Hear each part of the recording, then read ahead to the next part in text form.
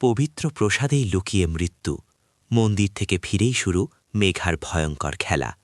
ইন্দ্রাণীর সামনে বিষের থালা, আর কুসুমের এক মুহূর্তের সিদ্ধান্তে নির্ভর করছে সবকিছু। ঘরের শত্রু যখন মুখোশ পরে দাঁড়িয়ে, আজ কি তবে ফাঁস হবে মেঘার মারণ চক্রান্ত? প্রসাদে মিশল বিষ মন্দির থেকে ফিরতেই। মেঘার মারণ ফাঁদ কুসুম কি পারবে ইন্দ্রাণীকে বাঁচাতে? শত্রু যখন ঘরের ভেতরেই থাকে, তখন তাকে চেনা বড় দায়। মন্দির থেকে প্রাণে বেঁচে ফিরলেও বাড়িতে যে সাক্ষাৎ যমদূত অপেক্ষা করছে, তাকে দেবীমা জানেন। পুজোর পবিত্র প্রসাদে মিশে গেছে মেঘার ঘৃণার বিষ। ইন্দ্রাণী ও কুসুম পুজো দিয়ে বাড়ি ফিরল ঠিকই, কিন্তু মেঘা ঠিক করে রেখেছে আজই তাদের উপরে পাঠানোর ব্যবস্থা করবে। ভোগের প্রসাদেই কি লেখা আছে ইন্দ্রাণীর মৃত্যু পরোয়ায় আনা? টান টান এই এপিসোডের পুরো গল্প জানতে ভিডিওটি শেষ পর্যন্ত দেখুন। বন্ধুরা, ভিডিওটি শেষ পর্যন্ত দেখতে থাকুন, আর আমাদের চ্যানেলটি প্লিজ সাবস্ক্রাইব করুন। ভিডিওতে একটি লাইক দিয়ে পাশে থাকুন।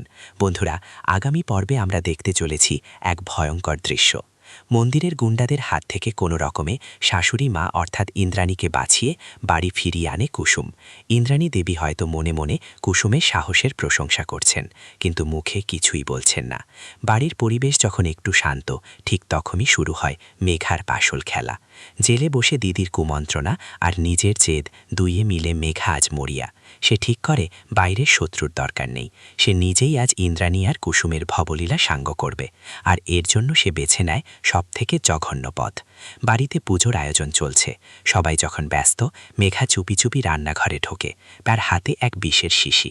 পুজোর জন্য রাখা ভোগের প্রসাদে সে অকাতরে সেই বিষ মিশিয়ে দেয়। মেঘার মুখে তখন শয়তানি হাসি। সে মনে মনে বলে, মন্দিরে তো বেঁচে গেলে, কিন্তু এই প্রসাদ খেয়ে তোমাদের স্বর্গে যাওয়া কেউ আটকাতে পারবে না। পুজো শেষ হলে মেঘা খুব ভক্তি ভরে সেই বিষাক্ত প্রসাদের থালা নিয়ে এগিয়ে যায় ইন্দ্রাণীর দিকে। সারাদিন নির্জলা উপোস থাকার পর ইন্দ্রাণী যখন সেই প্রসাদ মুখে তুলতে যাবেন, ঠিক তখনই ঘটে এক অভাবনীয় ঘটনা। গল্পে এখানে একটি বড় টুইস্ট আসতে পারে। ইন্দ্রাণী যখনই প্রসাদ মুখে দিতে যাবেন, কুসুমের তীক্ষ্ণ নজর পড়ে মেঘার মুখের উপর। মেঘার চোখে মুখে একটা অস্থিরতা আর কপালের ঘাম দেখে কুসুমের সন্দেহ হয়। সম্ভবত ঠিক সেই মুহূর্তেই কুসুম দৌড়ে এসে ইন্দ্রাণীর হাত থেকে প্রসাদের বাটিটা ফেলে দেবে। অথবা হতে পারে বাড়ির পোষা কোনো প্রাণী সেই প্রসাদ আগে খেয়ে লুটিয়ে পড়বে, আর সবার সামনে মেঘার মুখোশ খুলে যাবে। কিন্তু প্রশ্ন হলো, কুসুম কি সঠিক সময়ে পৌঁছাতে পারবে, নাকি মেঘার এই বিষাক্ত চক্রান্তে বড় কোনো ক্ষতি হয়ে যাবে গাঙ্গুলি পরিবারের? আপনাদের কি মনে হয়, কুসুম কি বুঝতে পারবে যে প্রসাদে বিষ মেশানো আছে?